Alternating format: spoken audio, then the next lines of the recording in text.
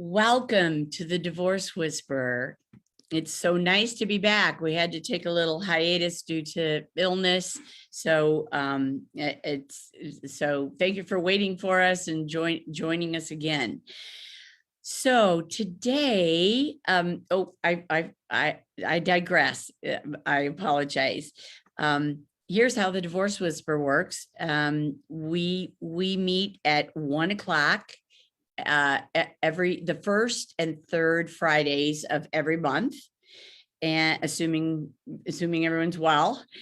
And I pick an expert in the field of divorce that I've used before for clients, sometimes for myself, but most of the time for clients.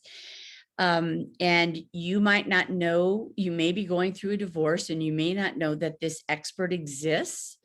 Or what kind of information they have to give you. And you may not be able to afford this expert on an hourly fee rate, but they are willing to do it for free with me on videotape. And so it's an opportunity for you to meet professionals if you're going through divorce, for you to meet professionals that you may or may not want to involve in your support system, the circle around you, as you move through divorce or as you heal after divorce. So our goal here at the Law Office of Marta Papa is to introduce you to some of these people that you might not otherwise know. They might not otherwise be in your circle. And for people who can't take off from 1 to 1:30 every other Friday, by Saturday, typically we've moved this to Facebook. And so you can go to Facebook and type in Ask the Divorce Whisperer, and about a year's worth of every other Fridays of kind of virtual live podcasts with faces, because we learned so much from hearing, and we learn a lot more from facial expressions and body language. We wanted to give you the opportunity of doing that instead of just a vocal podcast. So you can pick this up on YouTube after Friday evening, I would say. And we'll also have the name of the expert and the address and the phone number if you want to talk with them personally, or if you think you want to involve them in your journey. So today I have the pleasure and the privilege of introducing you to someone who I just find amazing, and that her story is amazing. And I don't usually read much about the person, but her story is so provocative, and you know what, if she can get through what she got through, you could get through what you're going through. And so I'm going to read a short summary here, because it's so insightful. And she won't have enough time to go over everything in a half an hour. So I'm going to try and condense it as she did. And I would never be able to do it as beautifully as she did. So the name of our expert today is Angie Monko. And she's the owner of Harmony Harbor Coaching, and a divorce coach for a group called Conscious Women's Divorce. She guides women to heal from divorce and help their kids through it so they can move forward stronger and happier into the next chapter. How awesome is that? It's the next chapter. She went through her own divorce. But she didn't, at the time, she didn't know how to advocate for herself and her child while she was going through divorce. Not knowing what to expect, she felt insecure, scared, timid, unworthy, and undeserving. And the worst possible thing happened. Her 2-year-old daughter, Maddie, paid the ultimate price. She was diagnosed with cystic fibrosis at birth. The emotional challenges resulting from the divorce and being put in the middle of a parent's bitter love triangle significantly impacted her health. Maddie transitioned in 2018 when to the other side, and she was only 22 years old. Angie believes that they had her and that had believes that had she and her ex been able to consciously co-parent, it would have significantly reduced the stress and impact and negative impact on Maddie. With greater feelings of self-worth, she would have been more resilient and able to manage her illness. The negative impact of divorce on young children is very common, as you've heard me say many times. They have a 25 to 30% greater chance of depression, anxiety, declining grades, drug, alcohol abuse, and I'm going to throw in premature pregnancy. The long-term mental and emotional effects of divorce remain with children, often a minimum of 2 decades, and I would totally agree with that, or even for a lifetime. After Angie's painful divorce experience, she vowed to help as many women and children as possible to avoid what she experienced. I'm going to read a little further down. Angie's mission is to create a thriving community of women who have each other's back and show up for each other without the metaphorical mask, where deep friendships, honest communication, true support, love, and collaboration abound. Wow, Angie, that sounds like a world that I want to live in. A world that I want to live in. I have goosebumps already.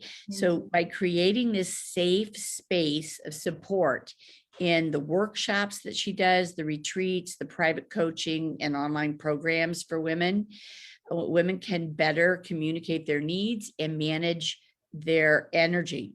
Amen. Thus creating harmony and connection within themselves. The effects are felt as a ripple effect, which spreads to their family unit. Again, I have goosebumps because that is so true, and divorce and how you go through divorce has such a huge impact on your children, often forever. She wants to help women go through the divorce process in a way that the women emerge more self-empowered, and the children are not caught in the middle. The effects of her private coaching workshops and retreats are that they have a ripple effect, which spreads to their family unit, out to their communities around the world, bringing more compassion, empathy, love, and unity to how people relate to one another. Again, Angie, that's a world I want to live in. And under Angie's guidance, women have become healthy and played vital role models for their children, family, friends, and all that they influence. By becoming true to themselves, they became empowered and feel lovable and supported, thus breaking the chains. Love that, breaking the chains of the past and fully stepping into their power. Couldn't agree more. She's owned Harmony Harbor Coaching since 2008. And she's certified in emotional freedom technique, hypnosis, and the healing codes, as well as being well-versed in energy medicine, and I'll tell you, tapping, all techniques designed to reprogram our thinking and heal our heart so that we can take actions that feel right to our very core. that's what it feels like to be around Angie. Like she is opening up herself so that you can see her core. And I'm just telling you my personal, her impact on me personally, that I feel like I can see her core, and my core can talk to, and I'm brave enough to show my core, because she is so accepting, and we can connect at a core level instead of a cerebral level, or just a hidden face, a mask to mask level. Right. And that is, that is why I wake up every day and come to work. And that is really why I do what I do, and can tolerate some of the negative things that divorce lawyers need to do for their clients, because sometimes you get clients that you can do this stuff for. Right. So let me introduce you to Angie Monko. Angie, you want to say hi to everybody? Hi. Hi. Thank you so much, Marta, for that introduction. Oh, it's just I couldn't do it as beautifully as it's written in front of me, and I'm like, you know what? I'm gonna read this so that you know the whole picture Right. before you see her heart. All right, so you know the whole picture before you see her heart, because she is gonna unveil her heart to you, because that's what she does. Thank you. So welcome, Angie, and again, it's just a privilege and an honor to have you here. I learned so much every time I talk to you. I learn so much that I use in the practice of representing men and women in court, and that I'm able to use more often in helping couples mediate their divorce and change their relationship from a married intimate relationship, into a co-parenting relationship. And I'll just self-disclose something here. My brain kind of feels like mush, because I've just spent the last 2 hours helping a couple, who have already been divorced for a year or two, helping them figure out a parenting plan, where one parent is moving to another state, but the other parent is staying in St. Louis, and how are they going to co-parent from another state that's 6 to 8 hours away, and still keep that out of town parent, in the life of the child, as much as possible, and not let it be a competition between the two of them, where the child pays the price of their competition. So I'm just coming out of a 2-hour cerebral discussion with them, where I'm trying to get them out of their heads, out of their cerebellum, and into, and really into their hearts. And let me preface with one other thing that I know Angie believes in. In working with this couple, and I've maybe been working with them for 4 months, 5 months or so, in changing their parenting plan, so they don't have to go back to court and have a judge order when mom can see the child and when dad can see the child.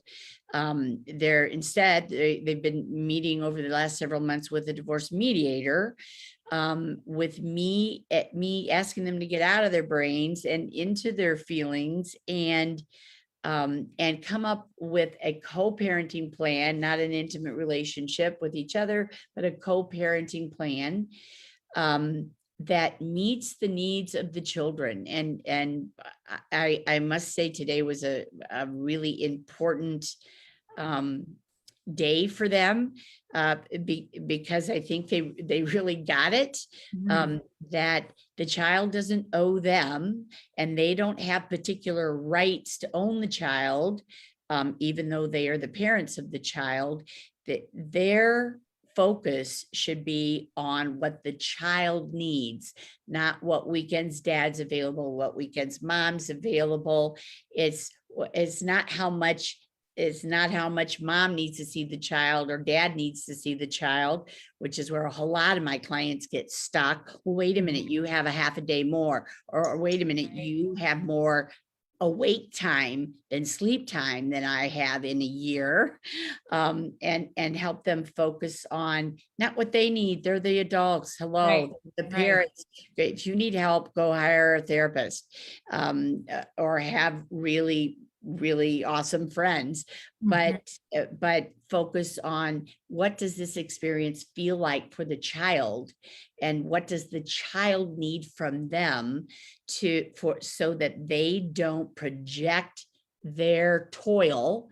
Dad Mhm. said, I feel like all I've done is toil here, and not at mediation, but since the divorce, and that falls down onto the child and makes the child think that divorce is just work, and then the child isn't going to ever want to have a long relationship, because it means lots of work and giving up, instead of a joint venture between the parents on Mhm. how to raise that child in a world that's safe for that child, where that child feels accepted, where the child doesn't have to pick mom over dad or dad over mom, but the child can have an awesome childhood. I did say during the mediation session, you're creating your child's childhood, and you both told me of pain from your childhood,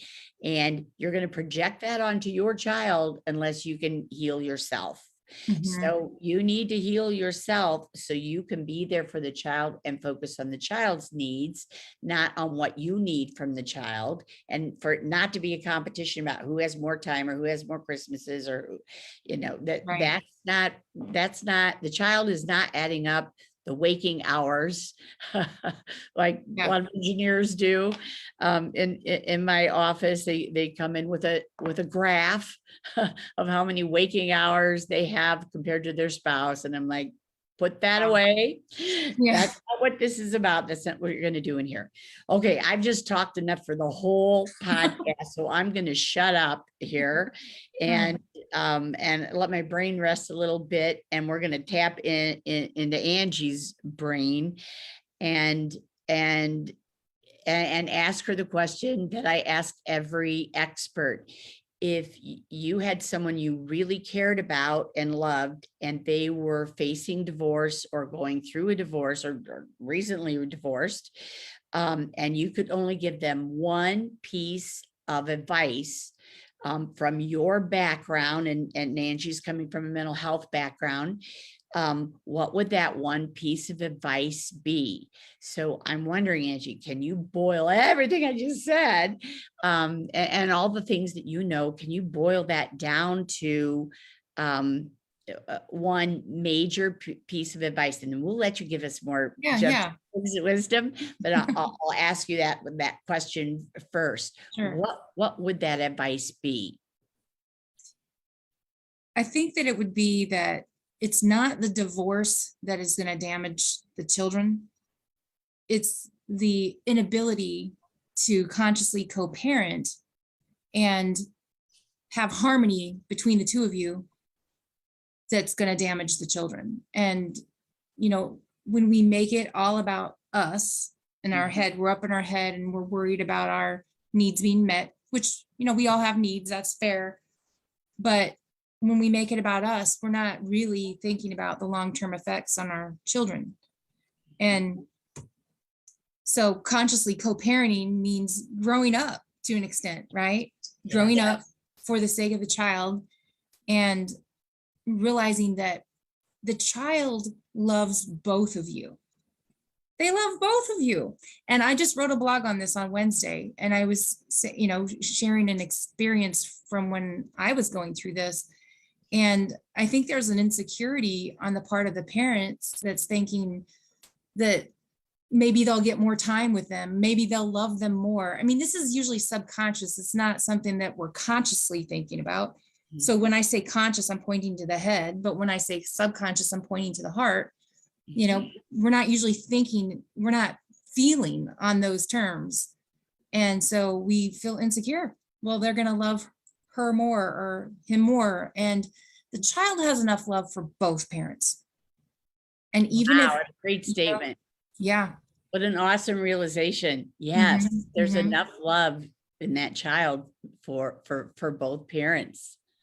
The But child parents don't see. forgives the parents. They forgive the parents, but the child takes on all that guilt and shame. And I was just talking to somebody the other day who works with adult children who were, they're adults now, but they were from divorce, you know, so they've grown into adults, but they came from a divorce background. And just how when she was going through childhood, she always felt she would go from one parent to the other's house. Okay. And my daughter Maddie had to experience this too. You know, it's like going from one land to another land. Yeah. And a lot of times those lands are quite diverse. And she to this day doesn't like to travel.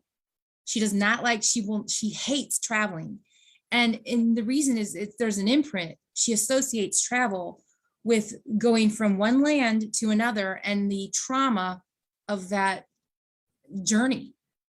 And so I just thought, oh my gosh, I just remember how hard it was when Maddie would go from our house to her dad's and then back to our house. You know, they lose their grounding, their footing, and their stability. It doesn't have to be that way as long as there's good lines of communication. But I know for a fact that she was traumatized because the houses were so different. The households were so different. And I'm not putting myself on a pedestal to say our household was perfect. It's not that. It's just that it's a big adjustment. And if we don't acknowledge that, if we're not aware of it, then it perpetuates trauma, and trauma gets stored in our body. You know, whether we think about it or not, it's stored, and then we react and we get triggered. Absolutely. Absolutely.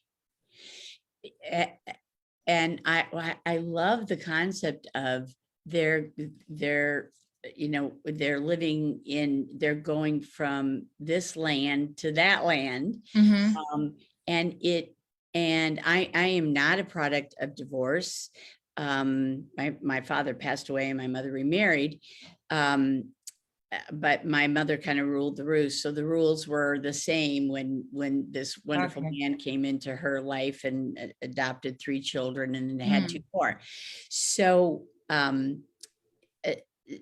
but in dealing with a couple that I was dealing with this morning, they have very different personalities and they have different rules at their home. Which they have the right to do. It's their home. They have the right to do that. And but what are the child's rights going back and forth in between? And so hearing you talk about one land to another land, it made me think, it triggered in me. It's almost like going from one country that speaks certain language to another country that has different language and different customs. Right. And I was a foreign exchange student in high school. And I spent some time in Vienna, Austria as a foreign exchange student. And I went to a German immersion camp so that I could, I didn't study it in high school. I studied Spanish, but I was assigned to Austria, and so I had I had to do a crash course in German, and the difference between I spent Christmas in Germany and Austria, and so the difference between their traditions and language and what's acceptable and not acceptable around that holiday were very different than what I experienced in the United States. And that it must feel that diverse for children Right. when they're just going from Elm Street to Main Street. Mhm, mhm. They don't have to leave the country, but it feels that the rules are so different, and the type of parenting is so different, between the two households, because it's not wrong to be different, Right, right. but because mom and dad are so mad at each other about the about their intimate relationship failing and Mhm. the death of their marriage, that they can't cope, they can't talk to each other about what the child is experiencing and what the child Exactly. needs, because they flip back into, well, I didn't get my needs met, so I'm not talking to you. Or they Right. have very different ideas about what their responsibility is with the child and what the child's responsibility is. Mhm. For instance, one couple, one person in a relationship, well, actually, in my relationship, in my marriage and divorce, children were seen as things that you had during the marriage so that they would take care of you as you got older.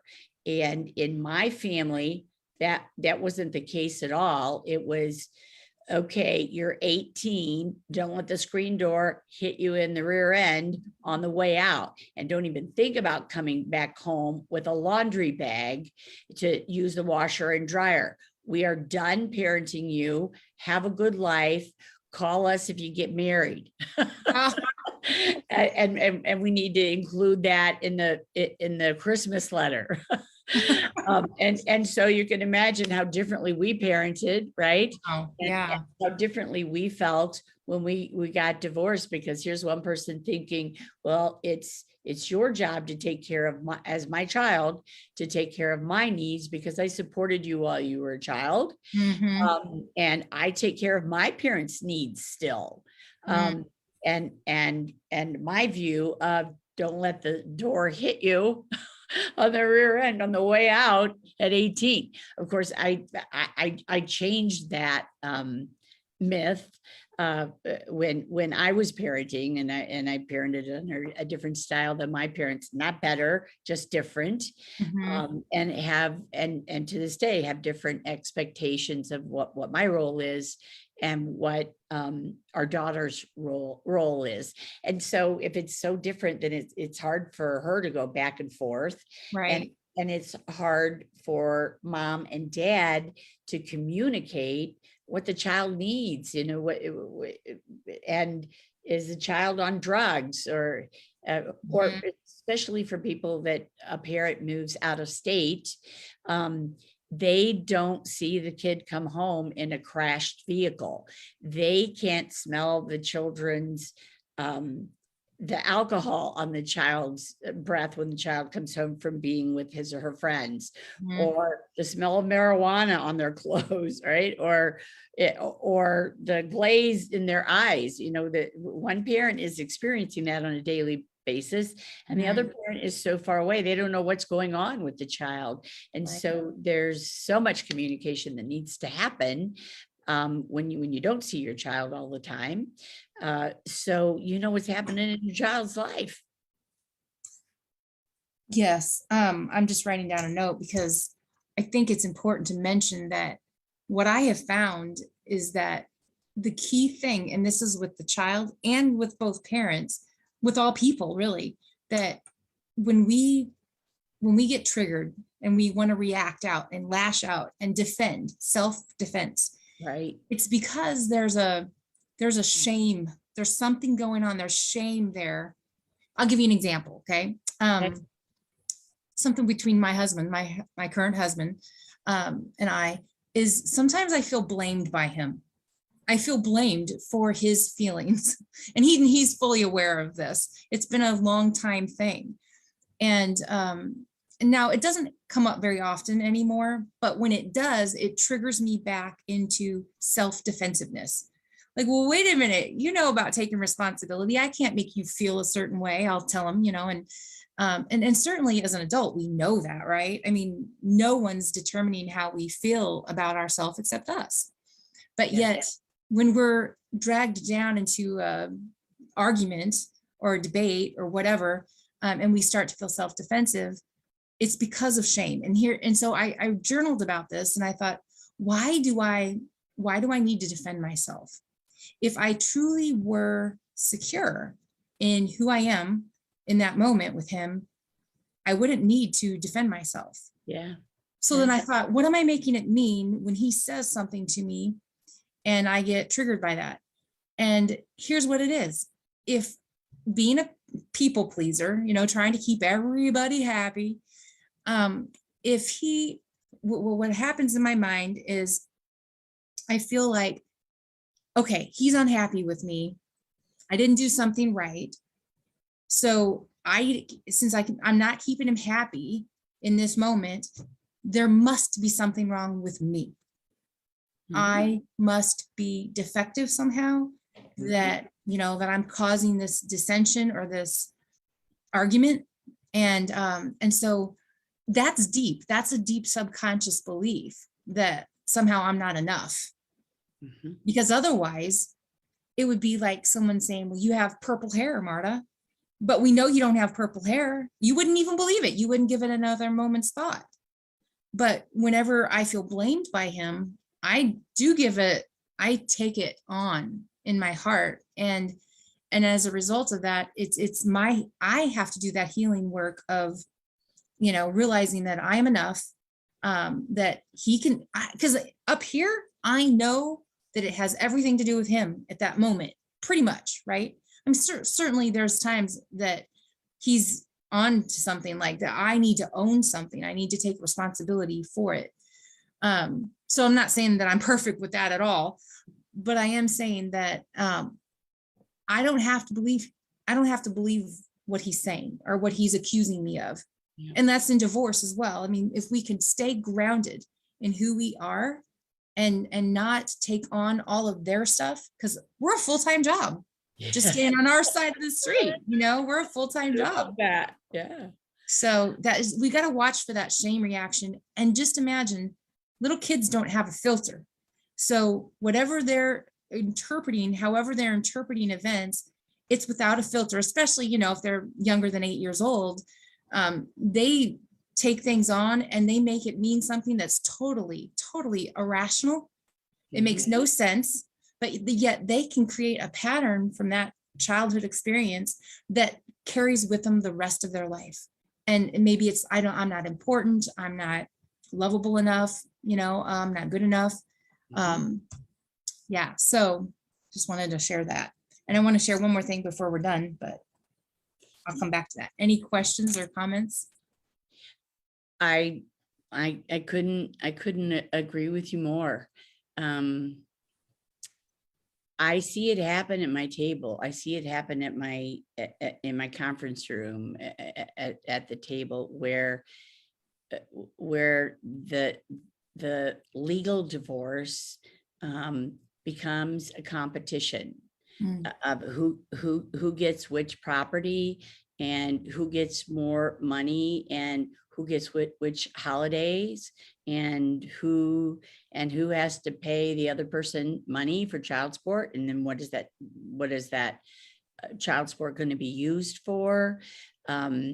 It is a business negotiation. It is and I mediate for some businesses internally or between this business and this corporation, disputes that are $1 million disputes, and it's competition between the two companies, that hopefully I can get to the cause, that the root of that, and help them resolve that competition so that they can continue to be a vendor and a vendee, or can continue to coexist without one company going under, right?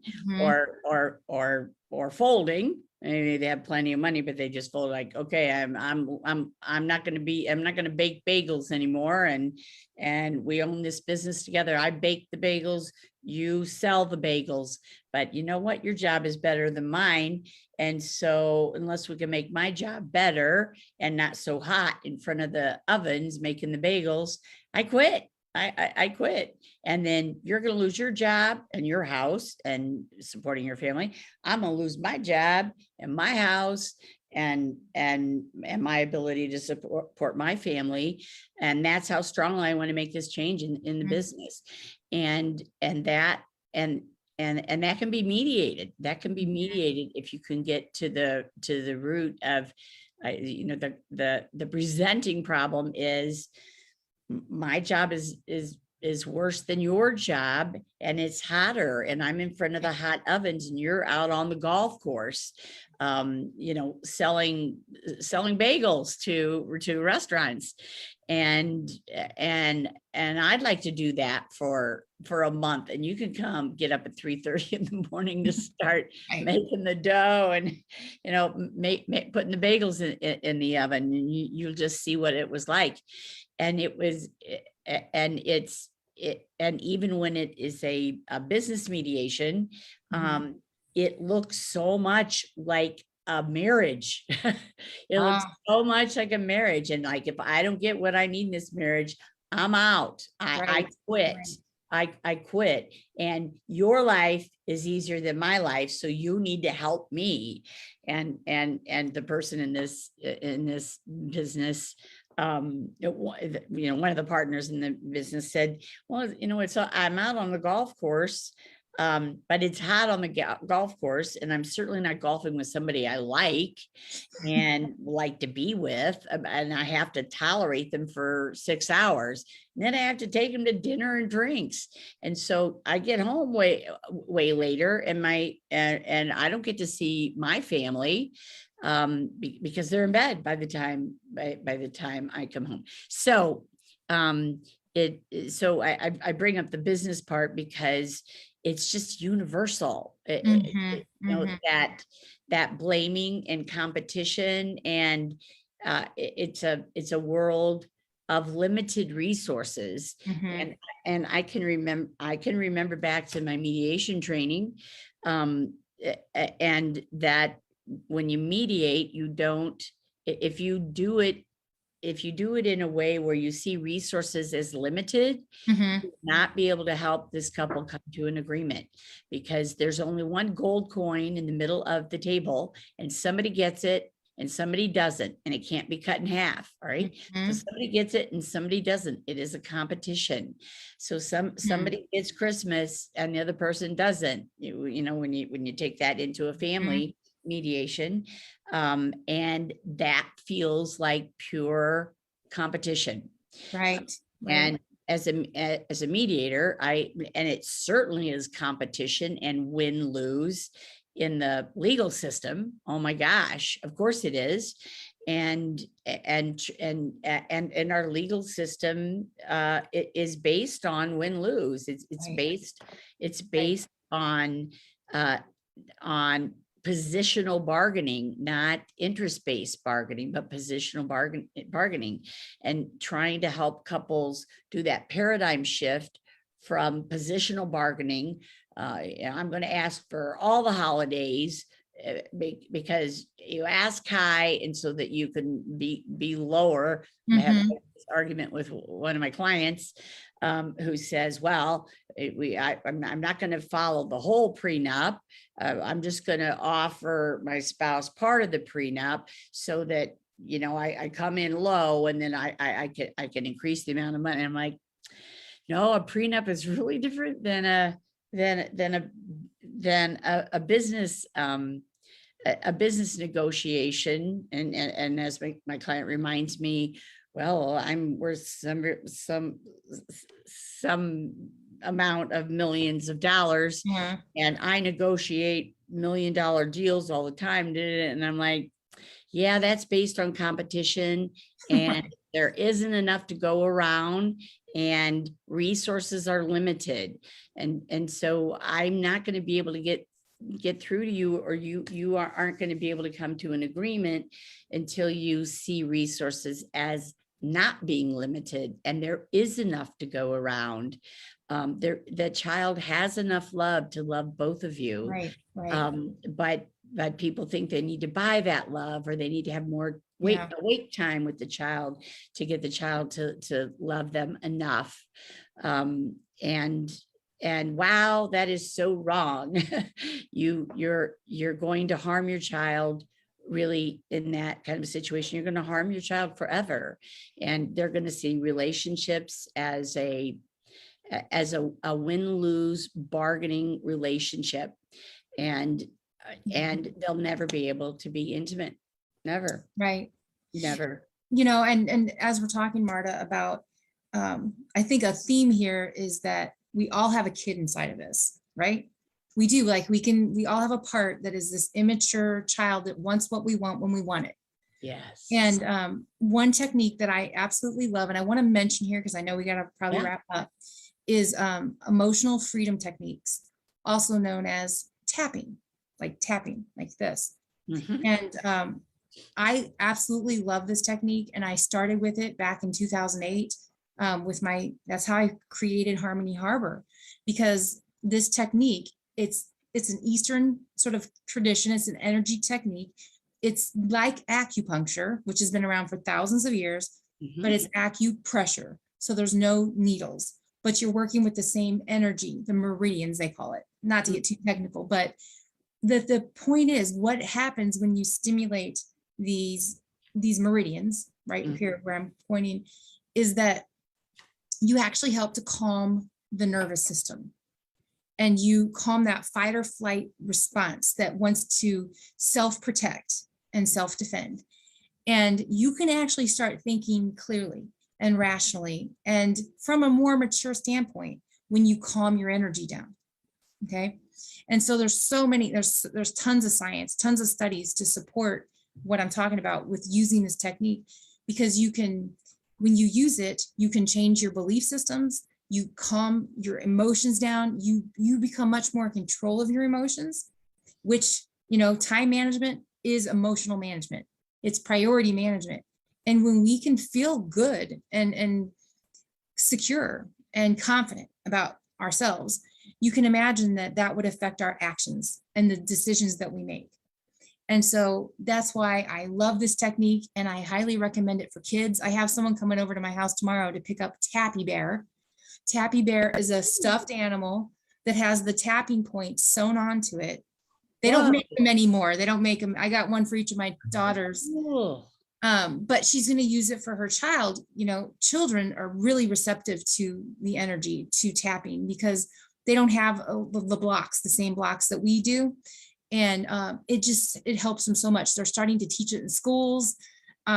It's amazing. And so if anybody's listening to this and you have a child, or yourself, right? We all have an inner child. We can use Tappy Bear as a comfort to us as well. But you can use that, and you can really empower yourself, to move forward with it. I often hear it called EFT.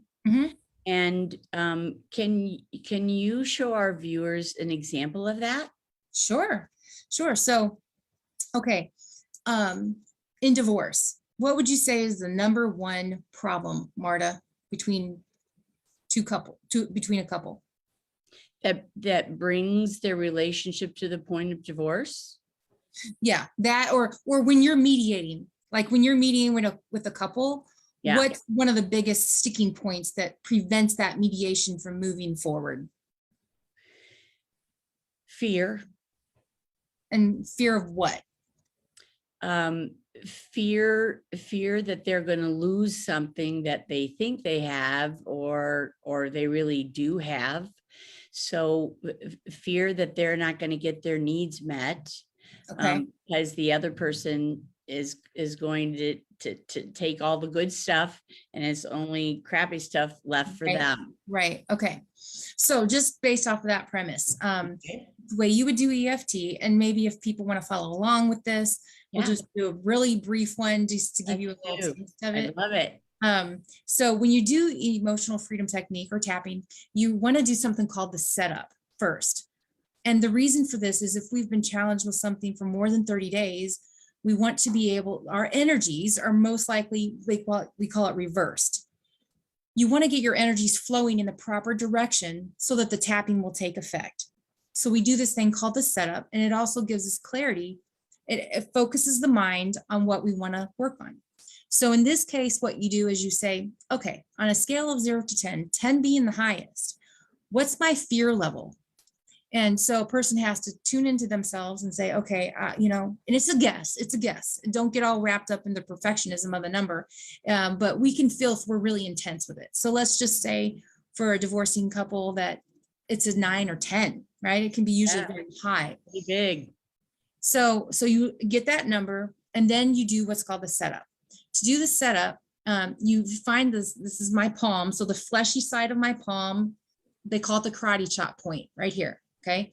And you can take both hands and hit them together at the karate chop point like that, or you can just take one hand and do the other side.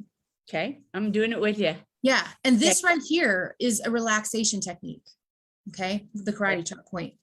And so then we'll say a sentence 3 times, and it could be the identical sentence 3 times, or it could be one that's similar and to a related issue. All right. So we'll say, and I'll just say it. Do you want to be my echo? So Yeah, I'll sure. Yeah, absolutely. repeat. I'd Okay, love to. so, Yeah. And we start a sentence like this, even though, okay, and then we say the problem, and then I love and accept myself anyway, because we're integrating, like, even though I'm feeling this way, I still love and accept myself. A kid could say, I'm still a good kid anyway. Okay. Okay. Okay, just even though I have all this fear about the future. Yep. And then you repeat that. Even though I feel all this fear about my future, What's going to happen? what's going to happen? I deeply and completely love and accept myself anyway. I deeply and completely love myself anyway. Even though I don't know that I'll be able to get my needs met. Even though I don't know I'll be able to get all my needs met. Will my future be miserable? Will my future be miserable? I love and accept myself no matter what. I love and accept myself no matter what. Even though I am terrified to get divorced. Even though I am terrified to get divorced. But yet I have to get divorced. Yeah, but I have to get divorced. I feel trapped. I feel trapped. I love and accept myself no matter what. But I love and accept myself no matter what. Okay, then we start to tap. Okay, so that was the setup. You start at the beginning of the eyebrow. These are the meridians. So you would just say, and I don't know if you want to take off your glasses or if you can do it with them on, it's up to you. So you state a little reminder phrase. Okay, this fear of the future. This fear of the future. And then go to the side of the eye. Will I get my needs met? Will I get my needs met? Under the eye. Or will I feel miserable? Or will I feel miserable? Under the nose. I don't know what to do. I don't know what to do. I'm so confused. I'm so confused. Chin. Will my future look bleak? Will my future look bleak? And then what you're gonna do is go to the collarbone. So that little U-shaped notch in your throat, if you put your hand in a fist, just tap right over there. Will I harm my kids? Will I harm my kids? And then you go underneath your armpit about 3 inches on the side. Is this the right decision for us? Is this the right decision for us? And then you go to the top of the head. All this insecurity. All this insecurity. And fear of moving forward. And fear of moving forward. And then go to your wrist. There's 3 meridians right at the wrist. So you just tap your wrists together. This fear of the future. This fear of the future. Of the unknown. Of the unknown. And then go back to the beginning of the eyebrow. I'm not sure what to do. I'm not sure what to do. Side of the eye. Am I going to make a mistake here? Am I going to make a mistake here? Under the eye. I have needs too. I have needs too. Under the nose. But I don't want to be selfish. I don't want to be selfish. Chin. I want to think of what's best for my kids. I want to think of what's best for my kids. Collarbone. But it's hard when I'm in so much fear and stress. But it's hard when I'm in so much fear and stress. And then we all suffer. And then we all suffer. And then under your arm on the side, I don't know what to do. I don't know what to do. Top of the head. But there has to be a better way. But there has to be a better way. Wrist. And I acknowledge all of the fear that I'm going through. And I acknowledge all of the fear that I'm going through. And back to the eyebrow. And I choose to have hope that everything's going to be okay. And I choose to have hope that everything's going to be okay. Side of the eye. No, it's not. No, it's not. Under the eye. We can't even come to terms on anything. We can't even come to terms on anything. Under the nose, let alone what to do with the kids. Let alone what to do with the kids. Chin. And they become the collateral damage. And they become the collateral damage. Collarbone. And then I feel so guilty. And then I feel so guilty. And ashamed that I've put myself here. And ashamed that I put myself here. Under the arm. It's too much for me. It's too much for me. I can't handle this. I can't handle this. Top of the head. Yes, I can. Yes, I can. I certainly can handle this. I certainly can handle this. Wrist. We can handle this. We can handle this. We can figure this out. We can figure this out. Eyebrow. So I choose to relax in this moment. So I choose to relax in this moment. Side of the eye. We don't have to have all the answers right now. You don't have to have all the answers right now. Under the eye. I have faith that the answers will come. I have faith that the answers will come. Under the nose. And it's more likely to happen if I can relax. And it's more likely to happen if I can relax. Chin. And not make this all about me. And not make this all about me. Collarbone. My children deserve more than that. My children deserve more than that. Okay, and let's just pause there and take a deep breath. Because I know for time, I could tap, tap, tap forever. And I did kind of include a lot of stuff in that tapping. And, it's okay to do that. When you tap and talk as if you're talking to your best friend. You're getting that out. Better out than in, right? You're expressing what's really going on for you. So, and then you assess, okay, what's my level of fear right now? What's my level of fear right now? Right. And sometimes it can be more in the initial.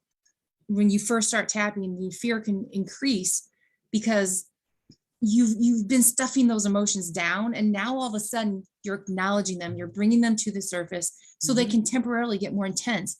But if you stay with it, it will reduce, the anxiety and everything will start to come down. And, this is a powerful, powerful technique, and it's very simple, but people do not use it because it works. And because I'm serious, there's a part of us that doesn't want to change. The ego is there to protect us, the ego, right? From change. It wants the status quo. And so we have to have a deeper part of us say, nope, we're going to tap 5 minutes a day. That's it. 5 minutes a day.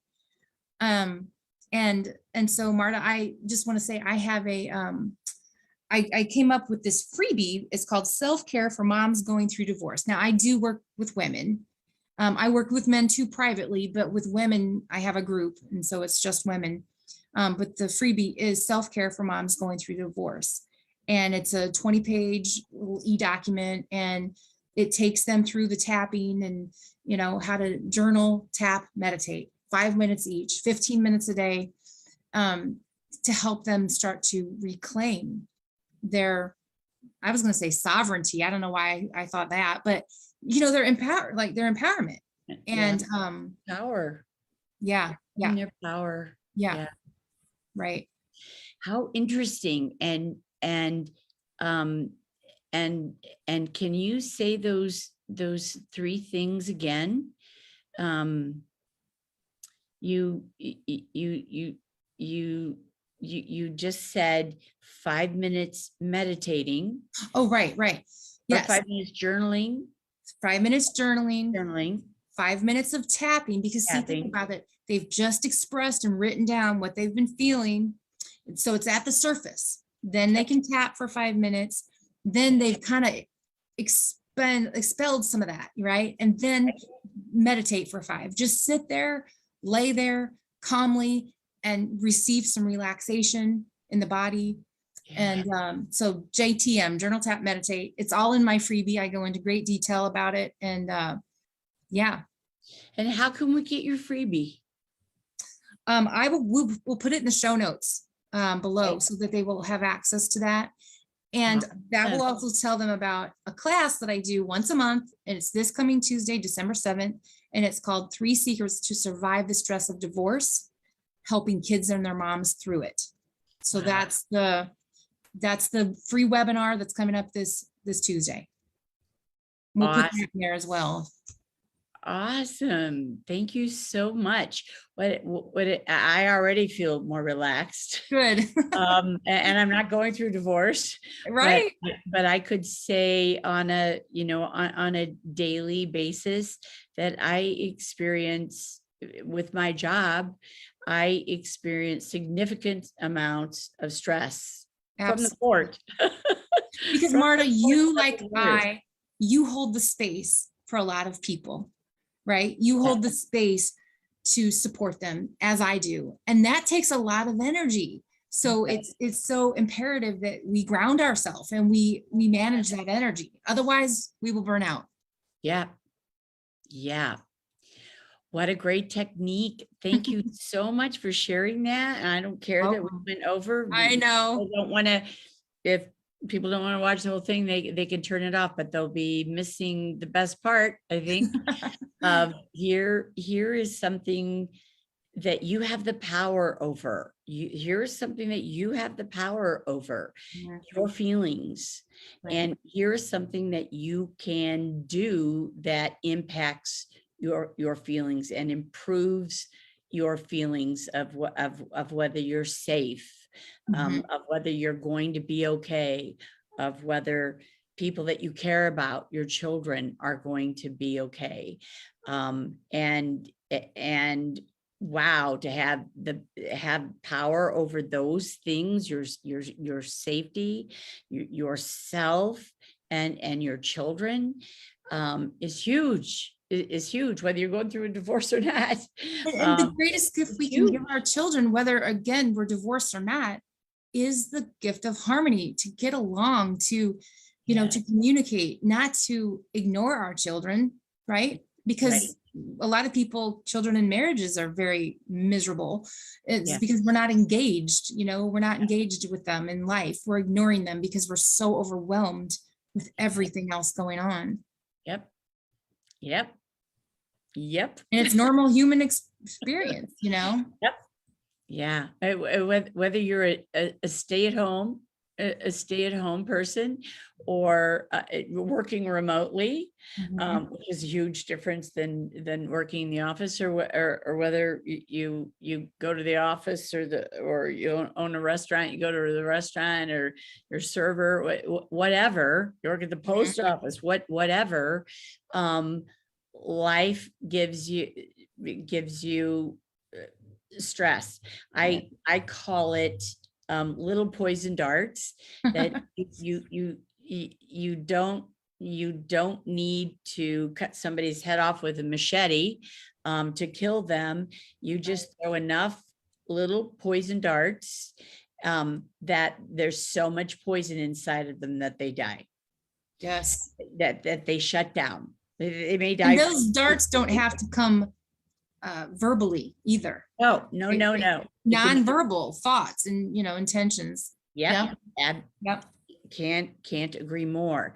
And so I can see how tapping and the poison darts don't have to be from another person. It can be to yourself, right? Absolutely. That's probably the worst. Yeah, right. And the most common. And so here you've given us a technique where we can stop hitting ourselves with little poison darts. I'm not good enough. I didn't do this well enough. I didn't parent well enough. I didn't Right. handle this at work correctly. I got a ticket on the way to work, whatever. We can release that. You've just shown us the technique that allows us to release that and bring some of that peace and harmony Mhm. back into the harbor, Right. and stop hurting ourselves. Stop hurting Mhm. ourselves, because the pain and the shame that we feel, that so many people feel on a daily basis, on an hourly basis, Yeah. sometimes can be so debilitating. And what can we do about it? What Right. can we do about it? Well, you know what? You can tap your way through it. You can tap Yeah. your way through it. Yeah.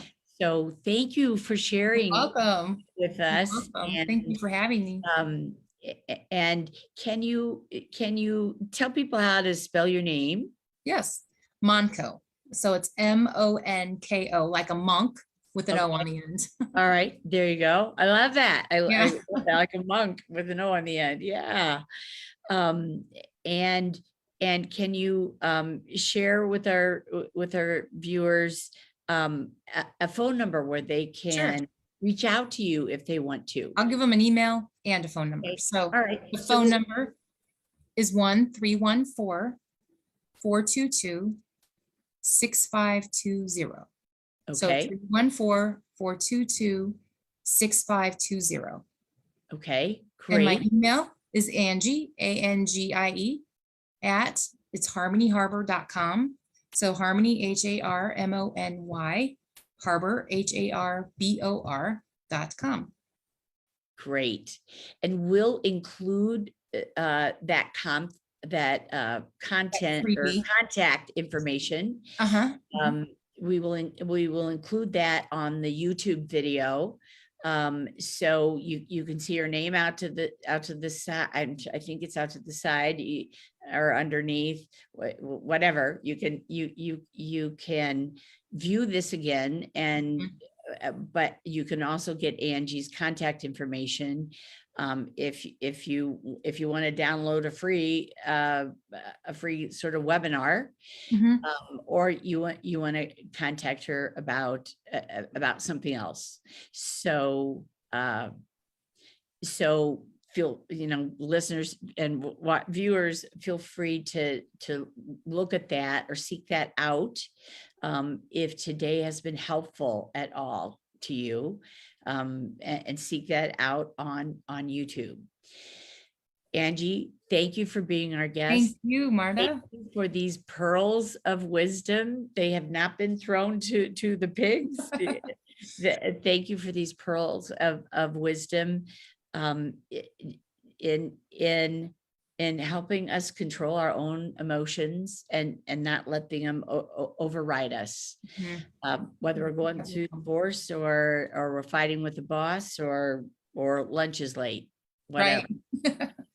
Well, you're Okay. very welcome, Marta. Thank you Thank you so for much. We appreciate it so much. And to our viewers, we'll be back in 2 weeks. All right. We'll see you then. Thank you so much for joining us today. Bye.